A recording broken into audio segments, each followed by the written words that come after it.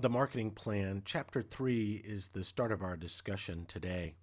And in the marketing plan, we're really looking at being able to understand how to pull this plan together when it has all these different components, including the executive summary, a company description, how we develop a SWOT, our strategy, the marketing programs, which are a key piece of the marketing plan and how it differentiates itself from business planning, our financials, implementation, and then, of course, assessment.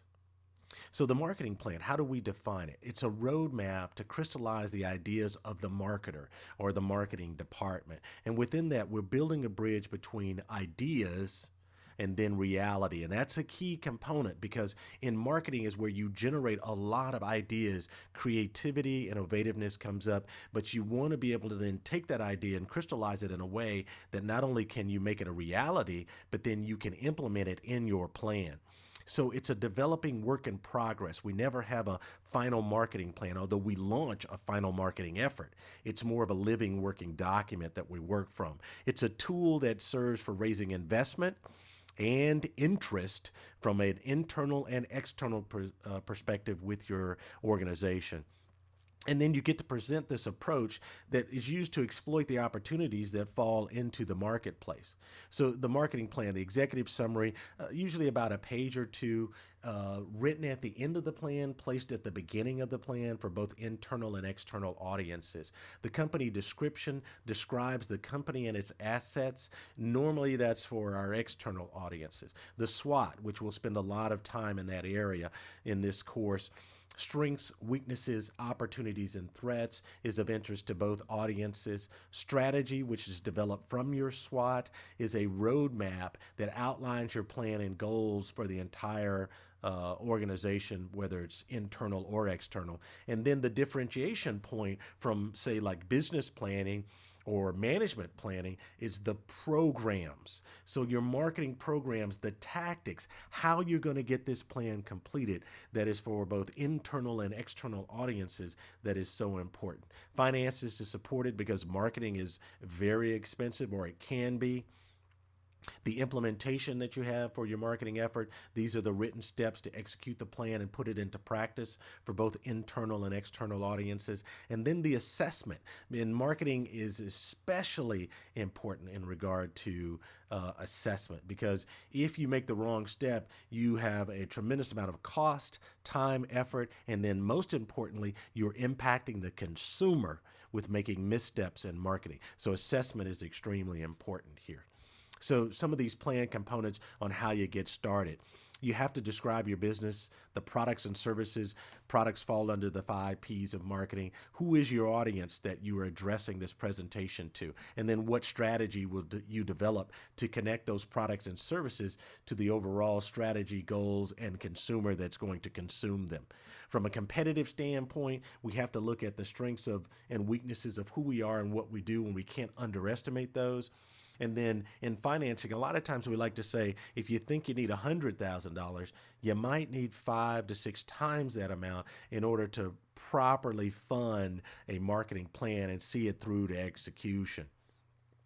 So, the executive summary, it really is a glimpse of just about most of the components that pull together the marketing plan. So, your concept, your mission statement, your description, your strategy, your programs, your finance, and your implementation. And it's a shortened version of that that really whets the appetite of the reader that you place in front of your plan so that they get a feel for the direction you're heading in. The company description, the vision statement of 3 to 5 years out and the direction that you're going, the industry description, so people understand you understand the marketplace you're operating within. Who are the contributors and assets that are necessary for you to be successful? How are you going to finance or start up and sustain your organization? The growth potential, which again falls heavily under the marketing effort, and then how you name your business and the location and service area.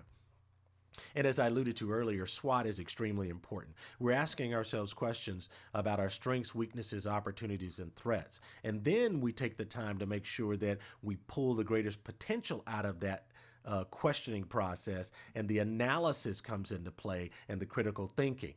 We give a little bit about the market overview and the changes in the market to round out our SWOT and SWOT activity. And that's the foray into strategy. Not just a marketing strategy, which becomes obvious in this particular realm, but it's the competitive focus, how we use technology. Employees sometimes are the best marketers that we can have in our organization. And then operationally, how are we going to be able to function? All of these components from a focus standpoint are important in developing strategy for the marketing plan. But the program description is the separator. So in this slide, what you see is you see the management, the diversity, the business programs, and you also see marketing there. But where there's a difference in marketing plans is that you're going to have to obviously market well. You're also going to have to take in consideration how you manage your marketing effort, how diverse is your marketing effort, and what is the impact to your business based upon your marketing effort. So there's a unique relationship of the marketing plan and the programs that you build, and it's almost as if to say they have to be all encompassing when you develop them. This is just a pro forma, a 9-month pro forma that gives you a little bit of a view on the financials. What you should pull from this is that there are revenues that you need to generate from your marketing plan. There are expenses that you need to keep in check from your marketing plan. And then the difference between those two is your net profit. Now, it's oversimplified, but you can see some of the components in each one of these revenues and expenses that you really need to pay close attention to. And as it relates to marketing, this might look a little bit different, but this is the feel for what that pro forma might look like. Now, implementation. What are the actionable steps in my marketing plan based upon short term and long term goals that I need to take? And then those tactics that are time sensitive, have a specificity about them, who are the participants and who are the functional areas that are going to support my work is just as important. But it is the policy and procedure that really empowers the marketing team to be effective. So if there's too much policy and procedure wrapped around a marketing effort, then it can stifle the creativity and the innovativeness. If there is enough leeway to allow people to be able to be creative and innovative and yet stay within the budget parameters, then you've got the makings for some potential success. And that success needs to be assessed. And this assessment is extremely important because in marketing, we're going to look at competition, customer service, our quality, how well we integrated our plan into our business, the introduction of our plan and new products and services. Did we transition well between what is strategic and what is tactical? And then how do we measure that? So the assessment, as I spoke to earlier, is so important in marketing because we don't want to spend more money, time, effort, and resources because we made a bad decision.